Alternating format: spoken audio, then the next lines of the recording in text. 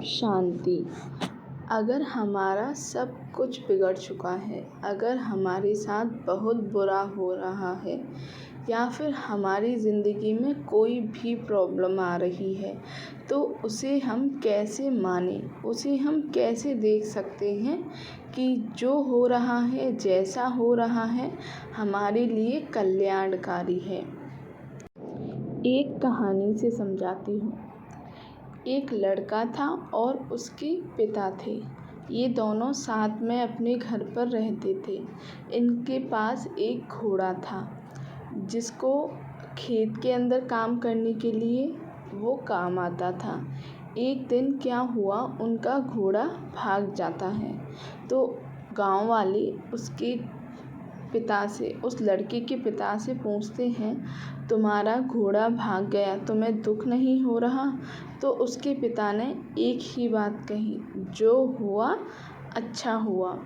उसके बाद क्या हुआ, कुछ दिनों बाद पता चलता है कि जो घोड़ा था वो तीन और घोड़ों को अपने साथ लेकर के आया, जंगली घोड़ों को। फिर गांव वाले दोबारा पूछते हैं, भाई तुम्हें खुशी नहीं हो रही? तो उन्होंने कहा, जो हुआ जैसा हुआ बहुत अच्छा हुआ। फिर कुछ दिनों बाद क्या होता है, उनका जो बेटा है वो खेत में घोड़े के साथ काम कर रहा होता है। तो घोड़े ने उसको गिरा दिया होता है, उस पिता के लड़के को। तो फिर क्या होता है, उसके लड़के को पैर में फ्रैक्चर आ जाता है और डॉक्टर ने बोला है कि 1 महीने तक बेड रेस्ट करना है। फिर गांव वालों ने आकर के पूछा उस व्यक्ति से कि भाई तुम्हारे बेटे का पैर टूट गया तो तुम्हें बुरा नहीं लग रहा? तो वो बोलता है, जो हुआ जैसा हुआ बहुत अच्छा हुआ। उस व्यक्ति के लाइफ में अगर कोई भी, चाहे दुख चाहे सुख, कैसी भी परिस्थिति आती, वो ये बोलते, जो हुआ जैसा हुआ अच्छा हुआ।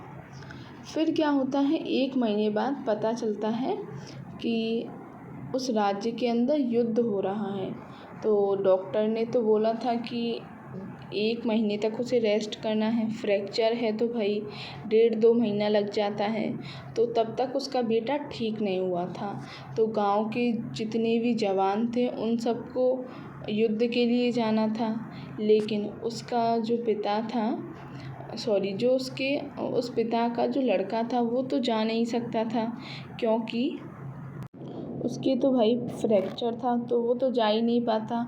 फिर गांव वाले बोलते हैं कि तुमको तो बहुत अच्छा लग रहा होगा, तुम्हारा बेटा तो युद्ध लड़ने के लिए नहीं जा रहा। तब भी उसका पिता बोलता है, जो हुआ अच्छा हुआ।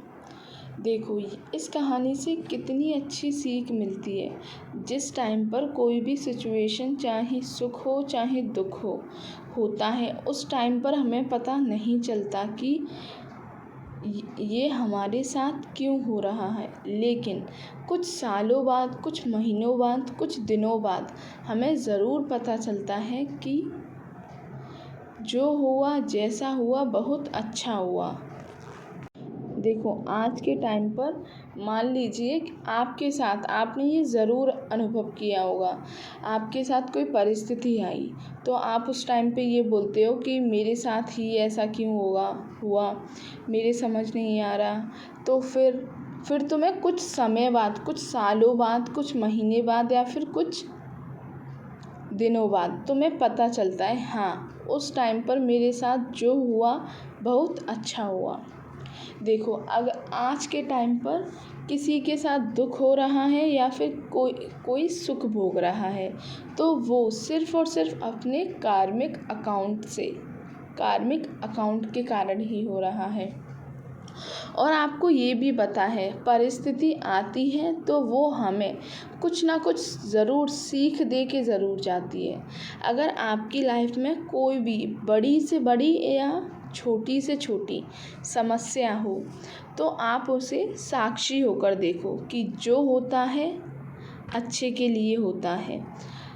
मेरे अब समझ नहीं आ रहा, लेकिन आगे जाके मुझे ज़रूर समझ आएगा। मुझे आगे जाके ज़रूर पता चलेगा कि ऐसा हुआ तो क्यों हुआ। लास्ट में जाके हम कहते भी तो हैं उस टाइम पर जो हुआ था मेरे उस टाइम पे तो समझ नहीं आया, लेकिन अब मेरे समझ आ गया कि जो हुआ अच्छा हुआ। और शिव बाबा भी तो कहते हैं बच्चे जो संगम युग है ये कल्याणकारी है, ये हर आत्मा के लिए कल्याणकारी है। चाहे आपकी ज़िंदगी में कोई भी परिस्थिति आ रही हो, तुम्हें उस वक्त समझ नहीं आएगा, लेकिन बाद में ज़रूर समझ आएगा कि ऐसा क्यों हो रहा है। अगर कोई भी टेंशन है उसे आप भगवान पर सौंप दो, वो तो दुख हरता है और आप टेंशन फ्री हो जाओ। और हमें अंतिम समय तक तो बहुत ज़्यादा शक्तिशाली बनना है। आपको पता है ना, जब विनाश होगा तो कैसे होगा। हर तरफ लाश ही लाश होंगी, हर तरफ, यानी कि बहुत ज़्यादा हाहाकार बची होगी। जब विनाश होगा तब तक हमें अपने आप को शक्तिशाली बनाना है। और एक ब्राह्मण वही होता है जो हर चीज़ सहन कर सके। हम आत्मा में गुण है कि हम सहन कर सकते हैं। मैं एक अनुभव के साथ बताती हूँ। जब मैं क्लास 12th में थी तो मैं 6 महीने तक बीमार थी। मैं डिप्रेशन में थी। ओवर थिंकिंग इतनी ज़्यादा बढ़ गई थी कि अगर मुझसे कोई पूछता कि 10 और 10 कितने होते हैं तो मैं ये भी नहीं बता पाती थी कि ये 20 होते हैं। सोचो मैं क्या लेवल के मेरी ओवर थिंकिंग होगी कि मैं ये सब कुछ नहीं बता पा रही थी, ये छोटी छोटी चीज़। उस टाइम में बाबा को जानती थी, लेकिन बाबा का ज़्यादा ज्ञान नहीं था। तो मैं बाबा से ही बोलती थी, बाबा हर वक्त, यानी कि कुछ भी मुझे डर लगता है या फिर कुछ भी, तो मैं बाबा बाबा बाबा बाबा ही करती रहती थी।